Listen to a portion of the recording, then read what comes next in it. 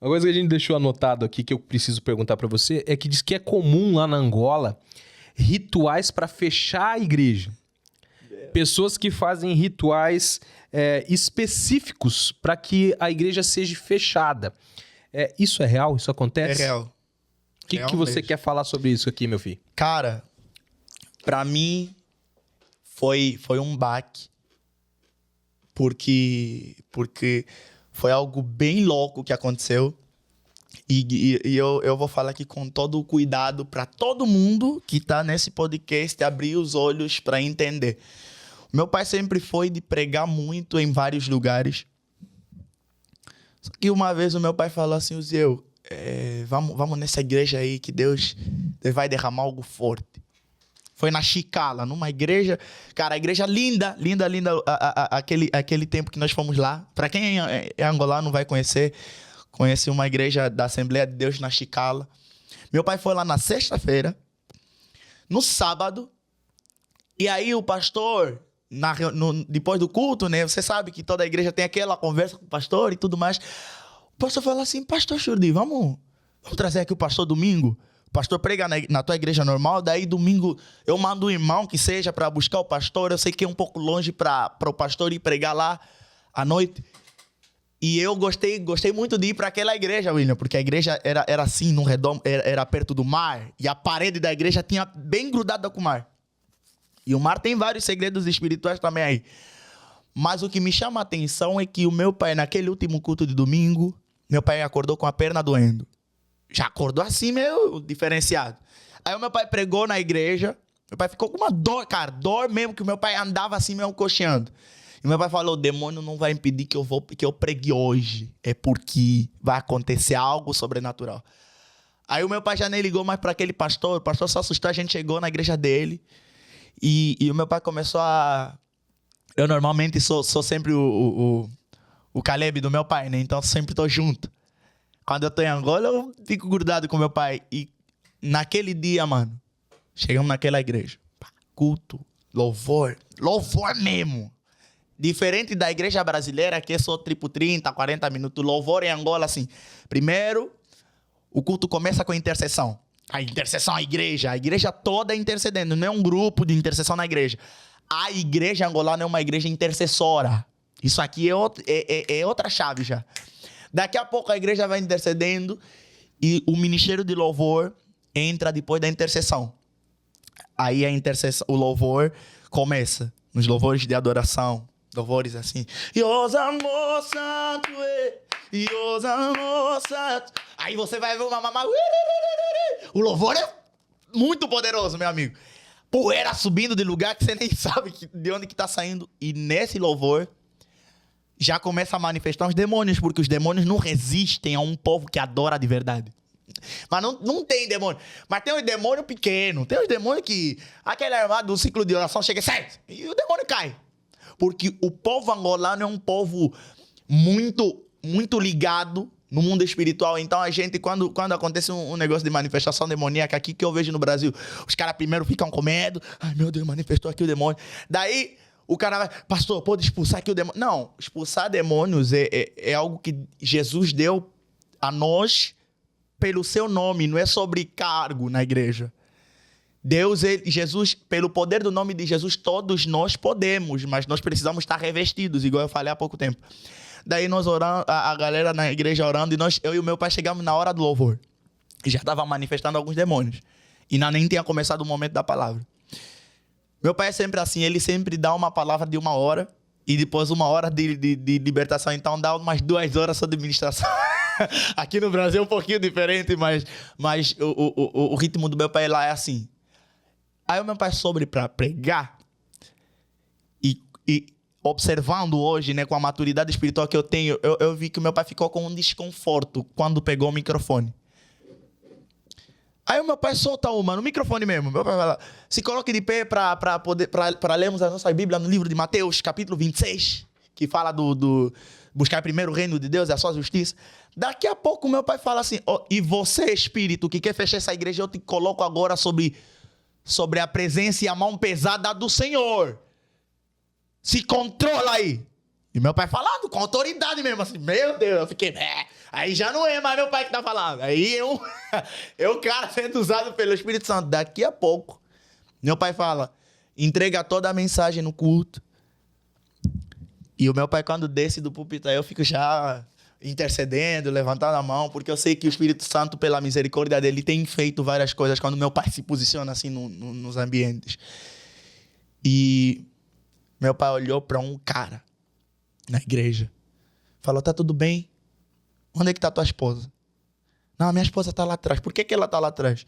Não, ela tava sentada aqui comigo e foi lá atrás. Vai, mano, aí as irmãs da intercessão já vão buscar a irmã lá atrás. O povo angolano é rápido.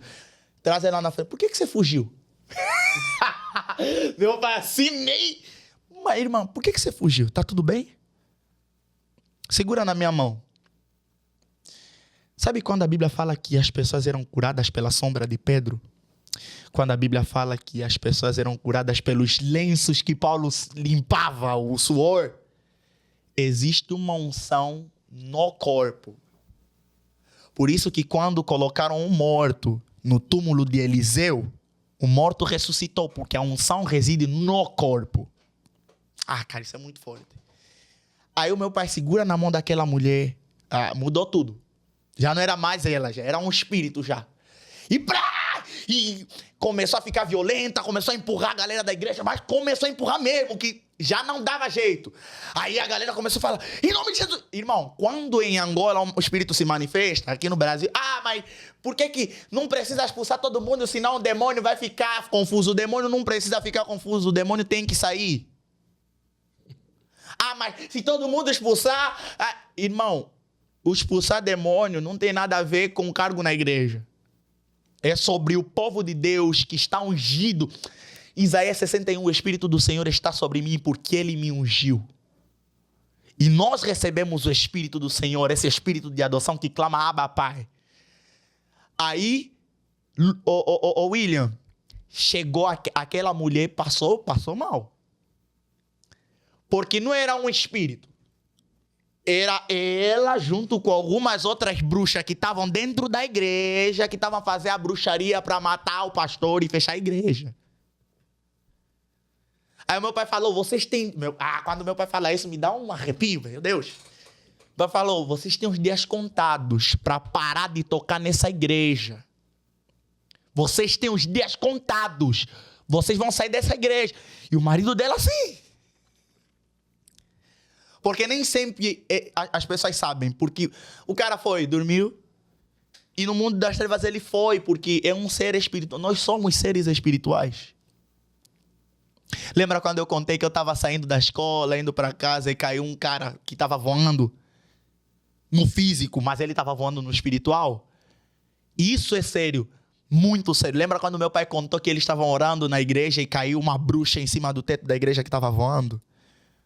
Porque nós somos seres espirituais e a Bíblia fala que o príncipe desse século, o Deus desse século tem cegado os olhos de muitos. Agora que eu estou falando para você, você talvez vai ficar assim meio assustado, mas abra teus olhos espirituais porque o Senhor está falando com você. Irmão, desfechando. Meu pai falou, vocês têm os dias contados para sair daqui. Minha mãe já intercedendo, minha mãe orando mesmo, intensidade. Porque os demônios, eles precisam saber que aqui tem um homem de Deus que se posicionou. Porque, irmã, tô sentindo um negócio pesado em casa e só fica por aí. Não, se posicione. É na guerra. Você fala, Satanás, eu te ordeno agora, sai da minha casa. Em nome de Jesus. Aquele pastor desceu do altar, porque normalmente os pastores na Assembleia de Deus sentam lá no altar, né? O pastor desceu, meu pai chamou, pastor, vem. Pastor, olha bem para essa irmã. Deus vai libertar a vida dela e ela vai contar testemunho aqui nessa igreja.